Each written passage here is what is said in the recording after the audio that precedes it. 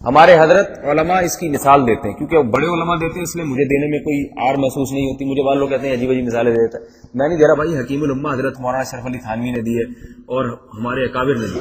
وہ مثال دیتے ہیں کہ جیسے دیکھو ایک نئی گاڑی ہوتی ہے نا، نئی گاڑی 0 میٹر جس کا انجن نیا ہو، طاقتور انجن ہو، تو اس کا ایکسیلیٹر پہ ذرا سا پاؤں رکھیں گے ایک دم زو کر کے بھاگے گی. وہ ہوتا ہی نہیں ہوتا.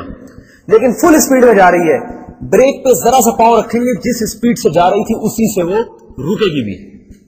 اس میں جیسے بھاگنے کی طاقت بہت ہے، اسی طرح اس کی بریکیں بھی اتنی ہی مضبوط ہوتی ہیں.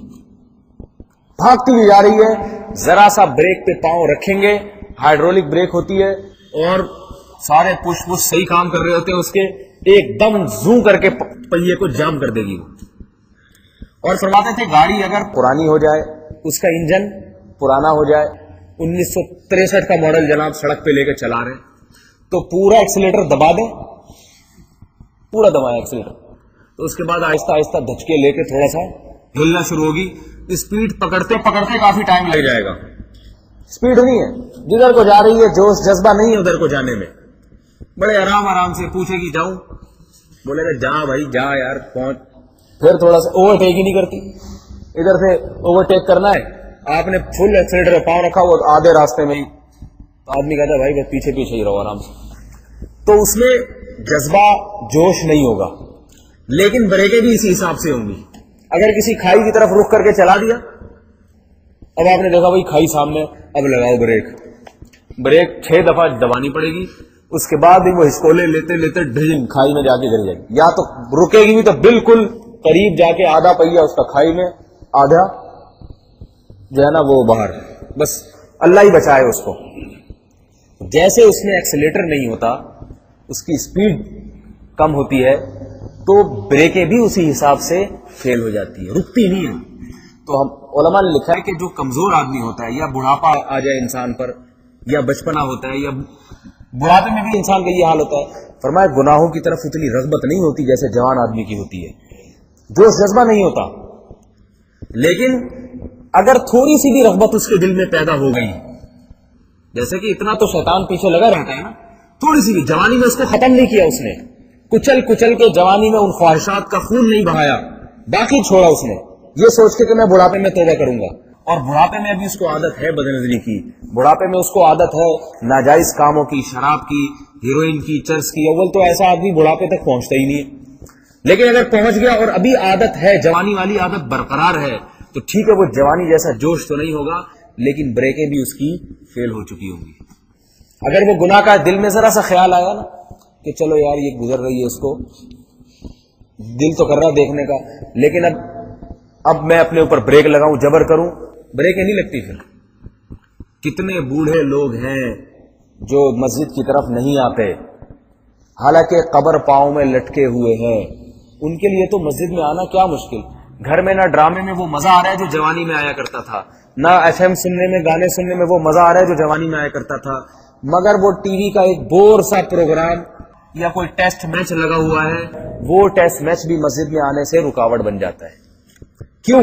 اس لیے کہ اگرچہ ٹی وی میں وہ مزہ نہیں آ رہا، لیکن اس تھوڑے سے مزے کو قربان کر کے اس میں بریک لگا دے، بند کر دوں کہ بھائی میں بند کروں، چلو مسجد چلا جاؤں، یہ بریکیں کیا ہو چکی ہے؟ فیل ہو چکی. اتنی اعصابی قوت نہیں ہے کہ اپنے آپ کو وہاں سے اٹھا کے یہاں لے آئے. جس نے جوانی میں نمازیں پڑھی ہوتی ہیں، عموماً بڑھاپے میں بھی وہی پڑھ رہا ہوتا ہے. جوانی میں نہیں پڑھتا، 1000 میں کوئی ایک آ جائے گا بڑھاپے میں، ورنہ بہت مشکل ہے. جس نے جوانی میں بدنظری نہیں چھوڑی، بڑھاپے میں پھر وہ نہیں چھوڑتا، 1000 میں ایک آدمی چھوڑ دے گا.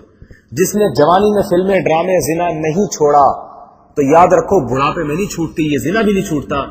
اگر آپ کہیں گے بوڑھا کیسے زنا کرے گا، اگر بوڑھے سے زنا نہ ہوتا تو اللہ کے نبی یہ نہ فرماتے کہ 3 آدمیوں پر اللہ کی لعنت برستی ہے اور بہت سخت اللہ کا غضب ہوتا ہے. حدیث کا مفہوم ہے، فرمائے ایک وہ آدمی جو غریب ہو کے تکبر کرے.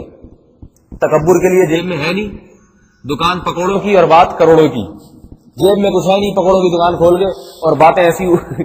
چلو مالدار آدمی تکبر کرے، غلط تو وہ بھی ہے، لیکن تکبر کی کوئی وجہ تو ہے نا، اس کے پاس ہے کچھ نہیں، ڈھیلا ہے نہیں، اور باتیں جناب ایسی بڑی بڑی.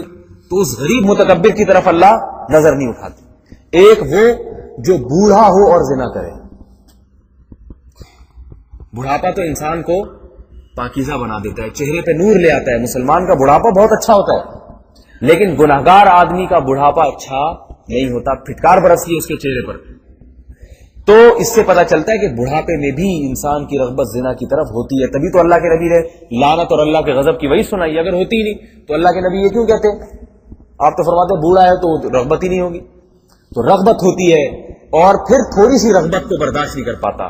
جوانی میں جتنی خواہشات پیدا ہوں وہ کڑوا گھونٹ پی جاتا ہے ان کا. اللہ نے اعصاب بریکیں جو ہے نا بڑی مضبوط ہوتی ہے، بالکل ایسے 0 میٹر گاڑی کس قدر اسپیڈ سے بھاگ رہی ہے کوئی نہیں کہہ سکتا یہ رک سکتی ہے. تو ڈرائیور کہتا ہے روک کے دکھاؤں، ایک بریک لگاؤں گا، جہاں ہے وہیں جام ہو جائیں گے اس کے پہیے. تو توبہ کو جو مؤخر کرے گا نا، تو یاد رکھو ابھی جتنی طاقت ہے جسم میں، ہر آنے والا دل کمزوری کر رہا ہے انسان کو، بیماریاں لاحق ہو رہی ہیں. تو پہلی بات تو یہ کہ گناہ کی طاقت بڑھتی چلی جائے گی، گناہ کی رغبت بڑھتی، یعنی لت پڑ جائے گی، گناہ کی عادت پڑتی چلی جائے گی، اور توبہ مشکل ہوتی چلی جائے گی. اس لیے اکثر و بیشتر توبہ کی توفیق نہیں ملتی، بڑھاپے میں نہیں ملتی.